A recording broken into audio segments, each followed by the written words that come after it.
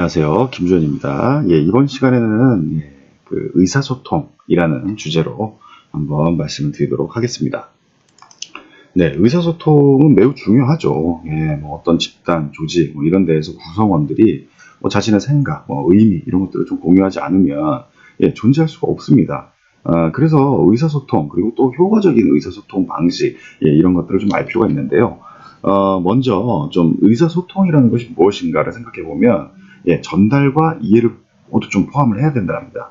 그 의사소통이라는 게 이제 단순히 의미 전달 이상이라는 것인데요.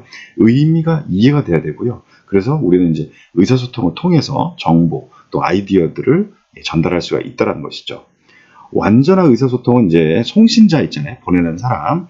송신자가 의도한 그런 마음속의 어떤 이미지, 이런 것들을 수신자가 좀 동일하게 이해하도록 어떤 생각을 이제 전달하는 것이죠. 그렇지만 이 실제로 아주 완전한 그러한 의사소통이 이루어지는 것은 현실적으로 어렵습니다. 그런 경우는 사실 별로 없죠. 그래서 의사소통의 기능과 이 과정에 대한 이해가 조직 행동에서는 좀 긍정적인 변화를 이끌어낼 수 있다라고 말씀드릴 수 있겠습니다. 그렇다면 이제 의사소통의 기능에 대해서 좀 살펴보도록 하겠습니다. 의사소통은 집단 또는 조직 이런 데 이제 5가지의 주요 기능이 있는데요. 행동 관리, 피드백, 그리고 감정 공유, 설득, 정보 교환, 이런 것들을 제공을 합니다. 집단이나 이제 조직에서 일어나는 거의 모든 의사소통이 이러한 이 기능, 5가지 기능들 중에 한 가지 이상을 수행하게 되고요. 이 5가지 중에 어느 것도 다른 것보다 더 중요하지는 않다라는 것입니다. 그러니까 모두가 다 중요하다는 것이죠. 이제 첫 번째가 이제 행동 관리인데요. 행동 관리는 이제 살펴보면 의사소통은 이제 구성원들의 행동을 여러 가지 방식으로 이제 관리하는 역할을 합니다. 조직에는 구성원이 따라야 되는 어떤 권한 계층 그리고 공식 지침 이런 것들이 있고요. 구성원이 그들의 직무기술을 따르거나 또 기업 정책을 준수하는 이런 경우에 의사소통은 관리 기능을 수행한다는 것이죠. 그리고 이제 비공식적 의사소통도 행동을 통제를 합니다. 이 작업 집단이 너무 많이 생산한, 그러니까 다른 구성원들을 좀 나쁘게 보이게 하는 이런 구성원들을 놀리거나 또 괴롭히는 경우에 비공식적으로 의사소통을 하고 있죠. 그리고 또 이것들이 바로 그 구성원의 행동을 관리한다라고 볼 수 있겠습니다. 그리고 두 번째가 이제 피드백인데, 의사소통은 이제 구성원에게 이제 무엇을 해야 하는지 또 얼마나 잘하고 있는지 또 성과를 어떻게 개선할 수 있는지를 이제 분명히 말함으로써 이제 피드백을 제공을 하는데요. 우리가 그 7번째 시간 이제 목표 설정 이론에 대해서 다루면서 이제 피드백의 효과에 대해서도 이제 살펴본 바가 있습니다. 이 목표를 수립하고 또 진행 상황에 대해서 피드백을 해주고 또 의도한 행동에 대한 보상 이런 것들이 모두 다 의사소통이 필요하고 또 동기 유발을 자극한다라는 것이죠.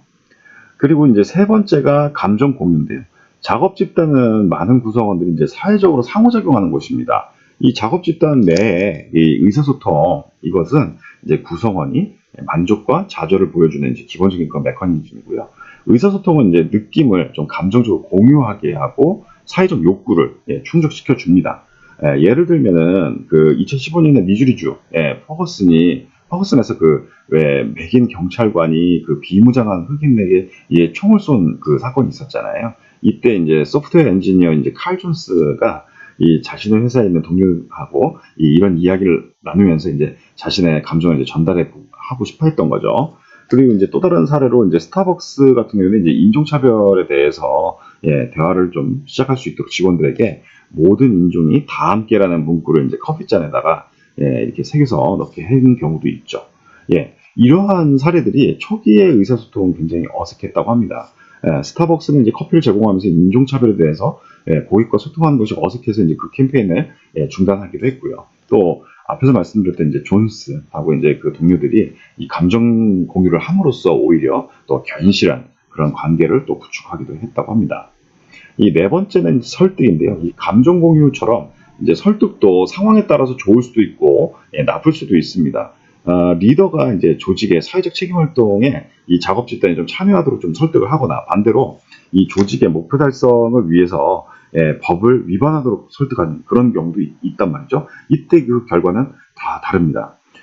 이제 극단적인 얘기긴 한데 설득이 이제 조직에 유익할 수도 있고 해가 될 수도 있다라는 것을 우리가 좀 생각할 필요가 있다라는 것입니다. 그리고 마지막으로 이제 정보 교환인데요. 의사소통의 이제 마지막 기능이 그 의사소통을 촉진시키기 위한 그 정보 교환입니다.